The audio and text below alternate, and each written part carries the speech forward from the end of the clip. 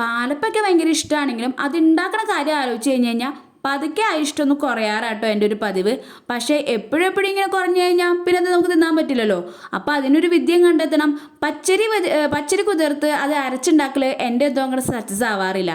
പക്ഷേ അങ്ങനെ പോയാൽ ശരിയാവില്ലല്ലോ എന്ന് വിചാരിച്ച് യൂട്യൂബിൽ ചുമ്മാ തപ്പി നോക്കിയതാണ് വറുത്ത അരിപ്പൊടി വെച്ച് ഉണ്ടാക്കാൻ പറ്റുമെന്നുള്ളത്.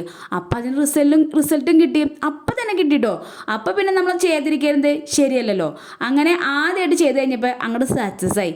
പിന്നെ എളുപ്പ പണിയാണല്ലോ, പിന്നെ അത് വെച്ച് തന്നെയാണ് എപ്പോഴും ഉണ്ടാക്കാറ്.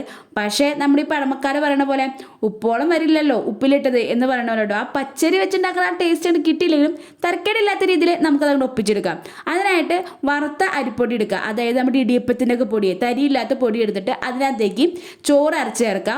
ഉപ്പും പഞ്ചസാരയും ഈസ്റ്റും അതുപോലെ തന്നെ തേങ്ങാപ്പാൽ ഒഴിച്ച് നന്നായിട്ടൊന്ന് മിക്സ് ചെയ്യാം. ഇനിയിപ്പോൾ നമ്മൾ മിക്സ് ചെയ്തതിൽ ഒരല്പം വെള്ളം കുറവാണെങ്കിൽ പച്ചവെള്ളമൊന്നും ചേർക്കാതെ തിളപ്പിച്ചറിയ വെള്ളം ഒഴിച്ച് നന്നായിട്ടൊന്ന് മിക്സ് ചെയ്തെടുക്കുക. പിന്നെ ആ ഒരു മാവിന് കറക്റ്റ് രൂപത്തിൽ കിട്ടാനായിട്ട് മിക്സിയിൽ ഇതൊക്കെ ഒന്നിട്ട് ജസ്റ്റ് ഒന്ന് കറക്കിയെടുക്കുക. സംഭവം അപ്പം തന്നെ റെഡി ആക്കി കിട്ടോ. ഇനി ഇതെന്താ പൊന്താനായിട്ട് വെയിറ്റ് ചെയ്യുക. മിനിമം ഒരു 8 മണിക്കൂറെങ്കിലും അത് വെക്കുക. ഞാൻ കൂടുതൽ തലേ ദിവസമാണ് വെക്കാറ്. ബ്രേക്ക്ഫാസ്റ്റിനായിട്ടോ പാലപ്പം കൂടുതൽ ഉണ്ടാക്കാറ്. അപ്പോൾ പിറ്റേ ദിവസത്തേക്ക് എന്തായാലും ഇത് പൊന്തി വരും. ഇതുവരെ പാളിച്ചൊന്നും പറ്റിയിട്ടില്ല അരിപ്പൊടിയിൽ. അപ്പോൾ പിന്നെ ഇനിയിപ്പോൾ എന്താ, നമുക്ക് പാലപ്പം ഉണ്ടാക്കാം. പാലപ്പം ഉണ്ടാക്കലും ഭയങ്കര രസമാണ്. കഴിക്കണ പോലെ തന്നെ നമുക്ക് രസമുണ്ട്. എല്ലാവരും പറയും അപ്പം നിന്നാൽ മതി കുഴി എണ്ണണ്ട എന്നൊക്കെ പറയെങ്കിലും ഇവിടെ നമ്മൾ എന്തായാലും കുഴിയിടണം. അത്രയ്ക്ക് രസമാണ് പാലപ്പം ഉണ്ടാക്കാനായിട്ട്. ചുമ്മാ മാവ് ഈ പാത്രത്തിലേക്ക് ഒഴിക്കുക. 4 കറക്കങ്ങൾ കറക്കി കഴിഞ്ഞാൽ പാലപ്പം റെഡി ആയിട്ടോ.